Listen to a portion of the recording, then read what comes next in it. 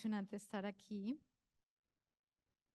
Saludos cordiales y mis agradecimientos para la hermana Madeleine, el profesor José Enrique Hernández, Fray Yamil Zabalot, las hermanas del Sagrado Corazón por su acogida, la doctora María Teresa, con quien compartiremos también panel, y el profesor Marcos Salas, que fue mi primer vocero para estar aquí. A todos los invitados presentes y a los que están de manera virtual, que también los sentimos cerca. Escuchando las motivaciones iniciales para estas jornadas, se enfatizó en la posibilidad de soñar, y me alegra que en este segundo momento podamos seguir compartiendo este espacio onírico. Yo tengo un sueño, decía Martin Luther King en su discurso emblemático del 63, y cuya convicción se extendió en el tiempo con fuerza y realidad, dando testimonio de que los sueños se hacen verdad cuando existen compromisos y acciones concretas a pesar de su propia vida. Al regresar la mirada hacia la sinodalidad, Francisco nos plantea de nuevo un sueño: renovar nuestro caminar juntos. Para mí en concreto, desde mi ser teóloga, mujer, laica, docente, esta invitación me estimula a reflexionar acerca de lo que significan los alcances que pueden tener esta invitación para la disciplina teológica. Cuando hablamos de sinodalidad, nos remitimos necesariamente a la metáfora del peregrino, porque no es cualquier caminar, es un caminar con un sentido profundamente arraigado al Evangelio. Es decir, el camino está marcado por la voz del evangelista cuando afirma: busca primero el reino. En pocas palabras, la fuente y el fin son claros. Lo único que tendríamos que hacer es retornar a esta primera invitación para avanzar. Una sociedad sedentaria como la nuestra no alcanza a dimensionar qué significa emprender un camino como lo hacen las culturas nómadas en medio de los desafíos de un desierto. No sabemos qué es buscar comida y agua, asuntos tan básicos para sobrevivir, o qué es vivir con la ilusión de llegar a una tierra fértil donde puedan crecer una familia y una comunidad con tranquilidad. Aunque sabemos que millones de personas en el mundo, por diversos motivos, en estos momentos están caminando y anhelando, que sería la emocionalidad propia de esta acción, buscando nuevas oportunidades, tal vez reconocimiento y muy seguramente paz. Lo que sí podemos hacer limitadamente es seguir su testimonio y buscar lo esencial, y junto al salmista clamar: Señor, tengo sed de ti. Para mí, último fin y deseo de la teología, seguro el único sueño. Por todo lo anterior, veo en el espacio de estas jornadas una oportunidad maravillosa para expresar mi sentir y mis deseos de construir juntos nuevas posibilidades teológicas. Plantearé para ello 7 aspectos que, por supuesto, pretendo sean solo motivo de provocación para la conversación y el debate. Podemos enriquecer esta perspectiva con otras miradas que susciten nuevos planteamientos. Eso espero.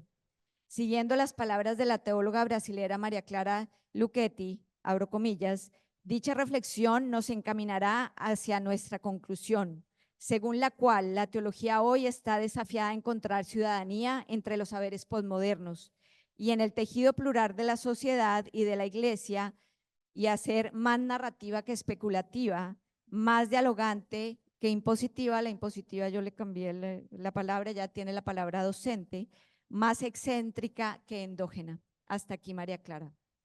Y con este espíritu y con este mismo espíritu, los 7 aspectos están en la línea de construir una teología más encarnada, más inspirada y apasionada, más consciente de la vulnerabilidad, más promotora de la madurez del creyente, más inclusiva y, por supuesto, más catequética y transformadora. Al final de cada ítem plantearé algunas preguntas que pueden tomar como propias o construir unas nuevas para suscitar nuevos derroteros. El primero, la encarnación. Juan 1:14. Y la palabra se hizo carne y estableció su tienda entre nosotros. Con esta metáfora nacida de una cultura nómada, el Evangelio de Juan expresa la clave de la fe cristiana, en la cual se subraya la importancia central que es el cuerpo. Así lo recuerda la teóloga y biblista española Carmen Bernabé.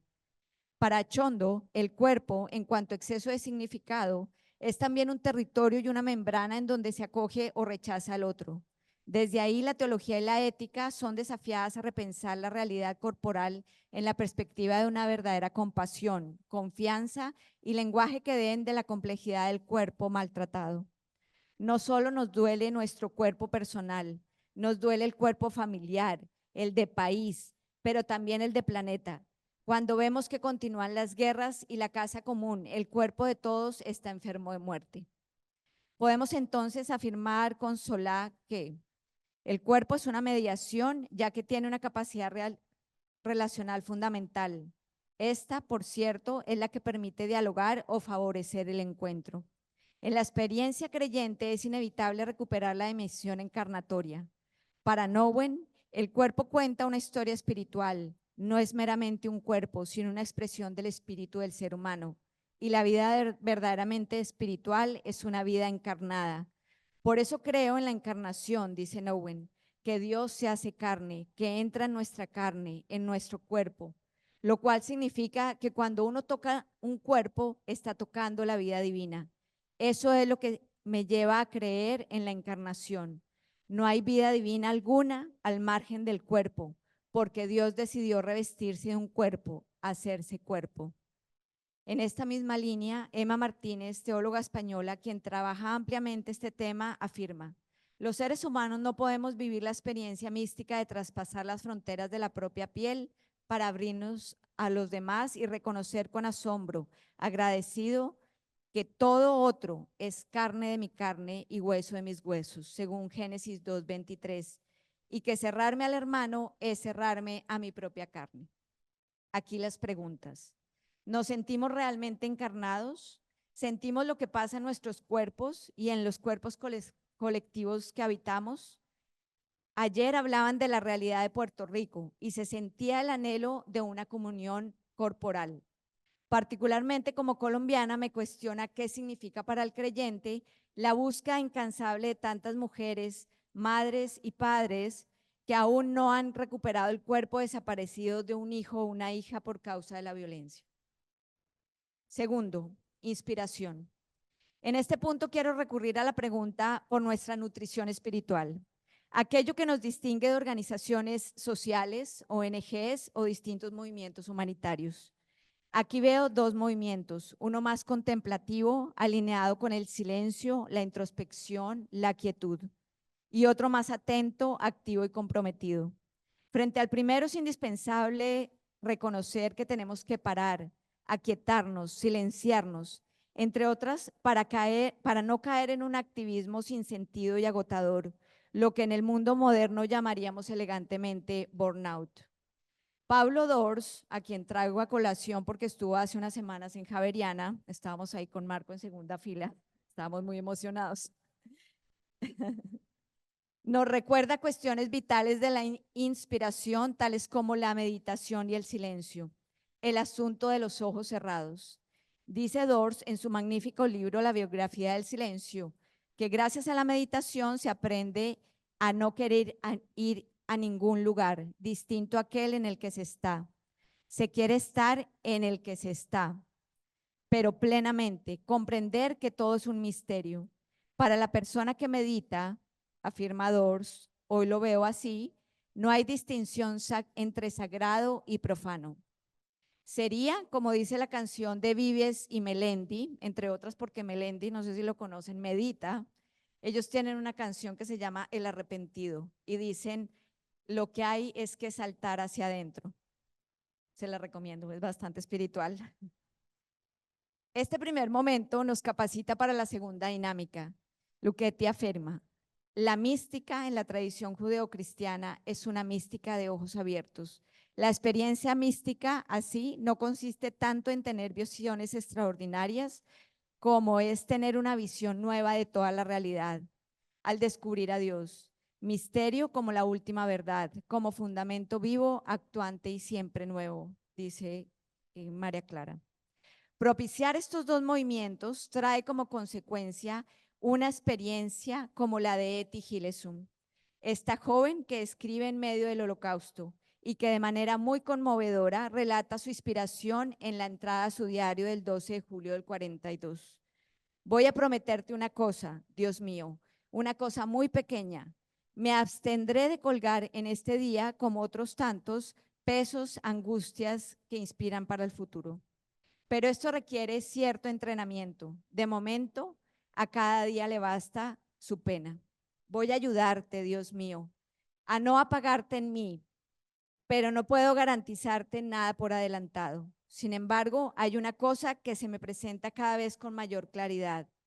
No eres tú quien puede ayudarnos, sino nosotros quien podemos ayudarte a ti. Y al hacerlo, nos ayudamos a nosotros mismos. Esto es todo lo que podemos hacer, salvar en esta época. Y también lo único que cuenta, un poco de ti en nosotros, Dios mío. Hasta aquí, Eti. Estos ojos cerrados y abiertos que se sostienen en la palabra para inspirarse, se evidencia en la acción transformadora que describe Rivera. La experiencia latinoamericana ha mostrado cómo ese contacto directo del pueblo con la palabra de Dios robusteció su fe y cómo la propia palabra en el corazón del pueblo recuperó su carácter de evangelio. Las comunidades que han colocado la palabra de Dios en el centro de su peregrinar de fe experimentan la radical proximidad de Dios en su propio caminar. Experimentan a Dios mismo comprometiéndose y sustentando la construcción de la fraternidad de su reinado. La mística nos hace libres, es el espacio de la verdadera comunión y de la decisión por construir juntos una hermandad universal y transversal. Un sinónimo de mística podría ser simplemente, pero profundamente, el amor, único sentido y propósito. La teología ha de reverenciar este amor, que a veces damos por supuesto. Ojalá de rodillas hiciéramos teología para reconocerlos. La semana pasada, y le contaba a Marco, conocí a Luce López. ¡Wow! Estoy asombrada. Yo decía, voy a ir a Puerto Rico, al país de Luce, ¿no? Es esta combinación entre poesía, mística, literatura, academia, ¿no? Es como un símbolo de lo que podríamos ser. Las preguntas para este momento. ¿De qué fuente nos estamos nutriendo? Entre tanta oferta espiritual, ¿será que se nos ha refundido el sencillo y contundente llamado del Evangelio?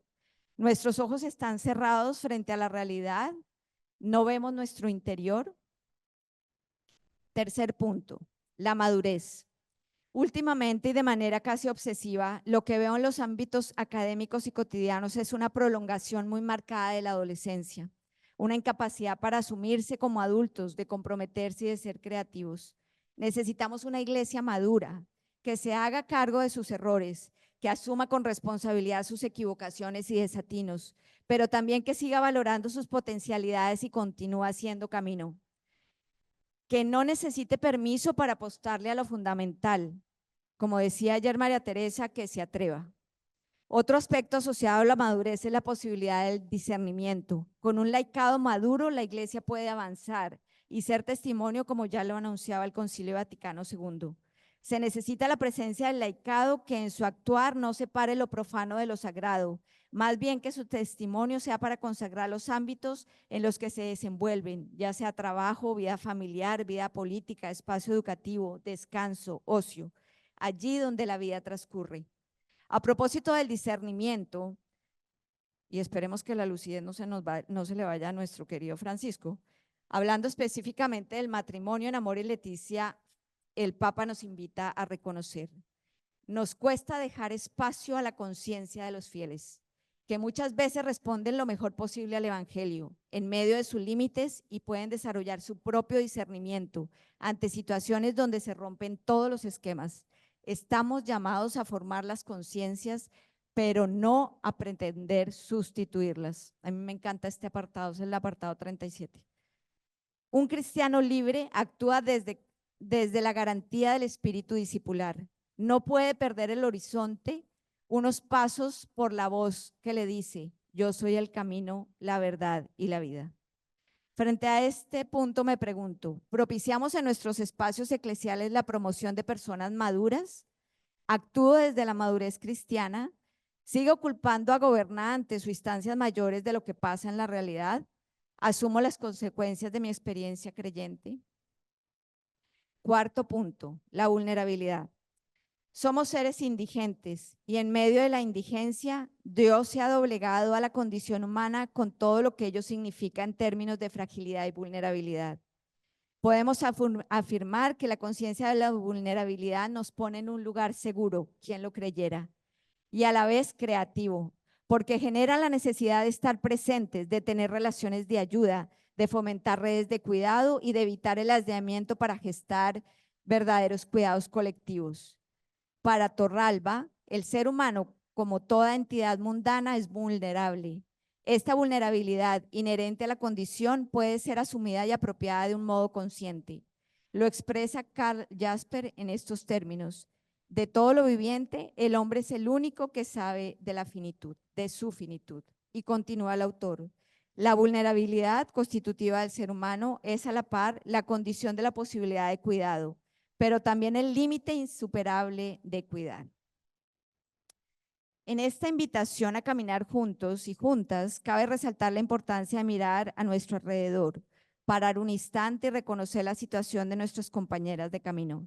Nadie está exento de los impases que se puedan presentar a lo largo del mismo, pero será el cuidado y la consideración de los acompañantes lo que permita avanzar de las fragilidades. Bajaba un hombre de Jerusalén a Jericó y cayó en manos de salteadores. Es un pasaje que hemos leído muchas veces y podemos interpretarlo de muchas maneras.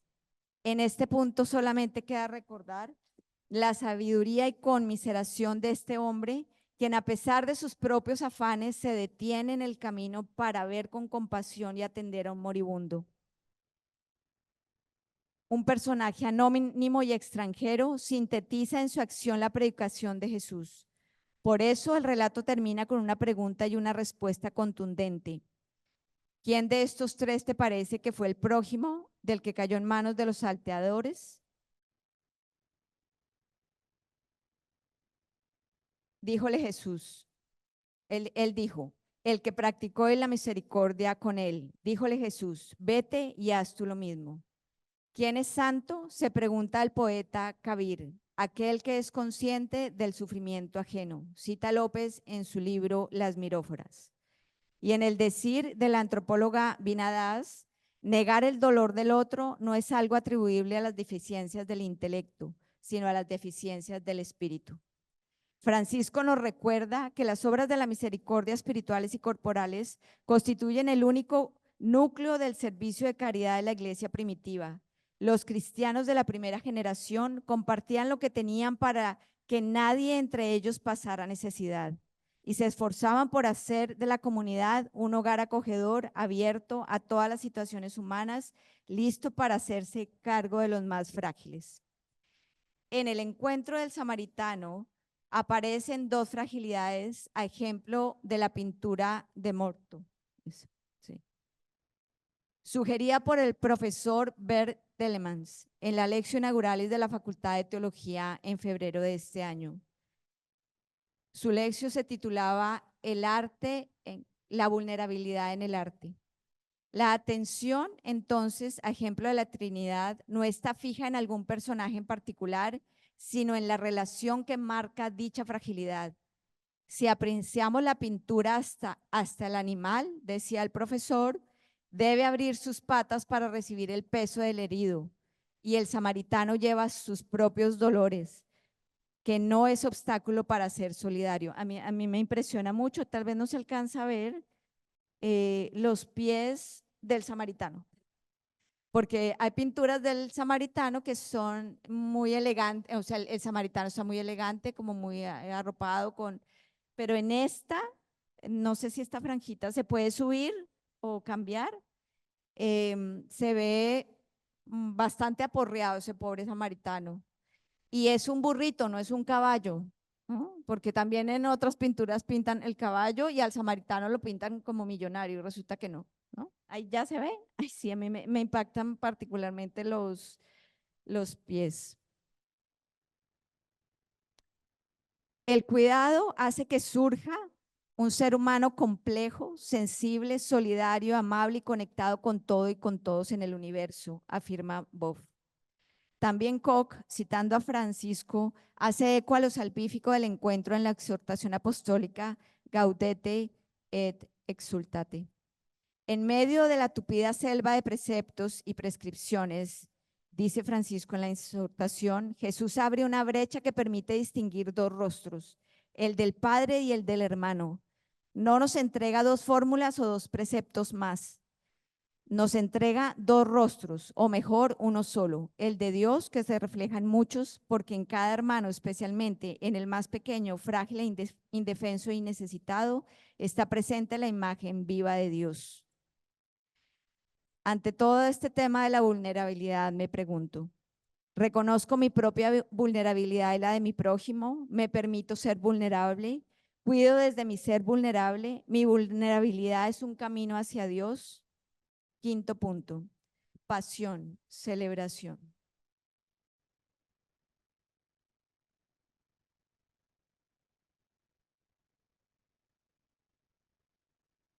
Lo erótico, entendido como conexión y fuerza de la vida, no es algo intimista, sino la puerta de comunicación con otros, la naturaleza, el mundo y la trascendencia. A lo largo de mi camino teológico me ha acompañado esta cita de Guevara. Es un libro pues bastante antiguo respecto a otros, pero a mí esta eh, frase, este párrafo de Guevara como que me revitaliza mi teología.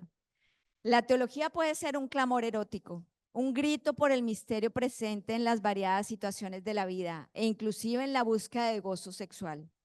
Siento que necesitamos algo fuerte, como algo que nos despierte del letargo, la inanición y la indiferencia. Una pasión capaz de despertar en nosotros el amor y el cuidado por todos los seres humanos, por la naturaleza, por nosotros mismos. Es como si el cansancio de ver tanta destrucción nos adormeciera e impidiera crear nuevas acciones y nuevos significados para nuestra vida. La pasión no puede dejar de considerar la dimensión lúdica de la vida, que en el lenguaje teológico sería lo litúrgico de la vida, que no es solo un asunto cultural.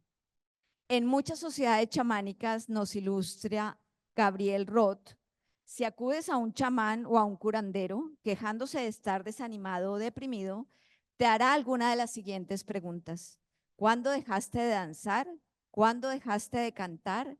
¿Cuándo dejaste de estar encantado por las historias? ¿Cuándo dejaste de encontrar consuelo en el dulce territorio del silencio? Donde hemos dejado de danzar, cantar, ser encantado por las historias o encontrar consuelo en el silencio, es donde tenemos la experiencia de la pérdida del alma. Danzar, cantar y contar historias y silenciarnos son los 4 ungüentos curativos universales. Si los caminantes durante el camino no celebran y simbólicamente no cantan, el recorrido se hace pesado, incluso en muchos momentos insoportable. De alguna manera, la celebración nos ayuda a recordar el sentido, a recobrar fuerzas. Así es posible continuar y seguir caminando. Después de festejar, los conocidos se hacen más amigos, se fortalecen las relaciones. Los amantes reafirman la fidelidad de su amor. Jesús asistió a muchos banquetes y comidas y allí acontecieron verdaderas transformaciones. Podemos ir de nuevo a personajes como Nicodemo, Zaqueo, los novios de Caná, los amigos de Betania y de muchas más que se beneficiaron de un Jesús festivo, comilón y amistoso. En este devenir entre el silencio y la palabra, y después de un camino de sufrimiento, inevitablemente por la situación histórica, Eti Gilesum culmina su relato de vida con una frase inesperada y desafiante para las mismas circunstancias. Si pudiéramos recrear el cuadro de lo que estaba pasando en ese momento, era su familia subiéndose a un tren hacia Auschwitz. Ellos estaban en otro campo de concentración y ella lo que describe en ese momento es que su familia va como 3 vagones adelante, ella está atrás, y siempre me ha impactado que la frase que dice es la siguiente: hemos dejado el campo cantando. ¿Quién diría que en un campo de concentración, en medio de tanto dolor y fragilidad, alguien pudiera caminar hacia la muerte con esta particular actitud y que su palabra atravesada por el silencio se tornara en canto. Por eso es la dueña de la frase, la vida es bella a pesar de todo. A veces nos encontramos como cristianos tristes, acongojados, llenos de miedo y de preocupación. Más que ser testimonio de vida, somos testimonios de muerte, de estrés, de soledad, portadores de malas noticias y no de una buena noticia, con mayúscula, contundente. Y aquí quiero hacer alusión al fragmento del poema de Octavio Paz, Piedra de Sol. Se derrumban por un instante inmenso y vislumbramos nuestra unidad perdida. El desamparo que es ser hombres, la gloria que es ser hombres y compartir el pan, el sol, la muerte y el olvidado asombro de estar vivos. Mis preguntas ante este ítem. ¿Estoy conectado con el Dios de la vida? ¿Lo celebro con detalles pequeños el día a día que me regala la vida? Entre otros, el de estar vivos. ¿Soy testimonio de una fe apasionada, una fe celebrativa en camino con otros? Sexto punto, inclusión. Tengo que reconocer que me gusta más la palabra reconocimiento que la palabra inclusión, que la palabra inclusión. Pondría mejor la palabra reconocimiento. Porque en realidad al usar la palabra inclusión, lo que visualizamos en términos de lugar es que alguien está fuera y hacemos que entre. Pero en justa medida es que a los que llamamos excluidos están ahí, pero no los vemos. Entonces lo vital es mirarlos, es reconocerlos. Para María Clara Luchetti, nuestra sociedad sigue produciendo pobres y víctimas del progreso consumista sin control. Y esto es una demanda importante para la teología, que se caracteriza por ser una reflexión sobre la fe que opera por la caridad y amor hecho justicia. Todos son individuos, pues los seres humanos se asemejan en tanto poseen conciencia e individualidad. Sin embargo, cada uno tiene su modo de ver el mundo, que es único, propio y singular. Las características comunes de la humanidad no niegan las diferencias y desigualdades inherentes a la calidad de los seres humanos. Me pregunto siempre con bastante preocupación, ¿cuál es la resistencia para reconocer que somos diversos, distintos, todes? Y aquí quiero hacer énfasis en el todes porque de un tiempo para acá, como docente, me he hecho la reflexión de la importancia del lenguaje. Eso lo he aprendido con mis estudiantes, ¿sí? Parece algo fugaz, pero no, porque el lenguaje crea realidad, incluye y reconoce. Y que desde una mirada sistémica, en mí están, por ejemplo, tanto la víctima como el victimario. Hellinger, con gran lucidez sistémica, nos enseñó que todo lo que resisto afuera está gritando dentro de mí para ser visto. Esto para mí es incluir y teológicamente salvar. Retomando la metáfora del caminar, en algún momento necesitamos parar, hacer una tienda y convertirla en morada. Allí donde todos tengan un lugar para hacer, para descansar, para proyectar lo mejor de sí y también para comer y celebrar. Quiero cerrar estas palabras también con la expresión de esta mística del siglo XX en la entrada de su diario el 24 de septiembre del 1942. Habrá mucho que soportar y compartir juntos durante el invierno, siempre y cuando nos ayudemos a soportarlo el uno al otro. El frío, la oscuridad y el hambre. Y al mismo tiempo tenemos que ser conscientes de que compartimos este invierno con toda la humanidad, también con aquellos a quienes llamamos enemigos. Espero que entonces sintamos cómo estamos conectados con una gran unidad y cómo pertenecemos a los muchos frentes que están dispersos por todo el mundo. Para mí, estas palabras de Eti son el reflejo del anhelo de Jesús, tan evidente en la oración sacerdotal en el Evangelio de Juan. Padre Santo, no solo por ellos ruego, sino también por los que creen en mí, por la palabra de ellos, para que todos sean uno, como tú, Padre, en mí y yo en ti, que ellos también sean uno en nosotros para que el mundo crea que tú me has enviado.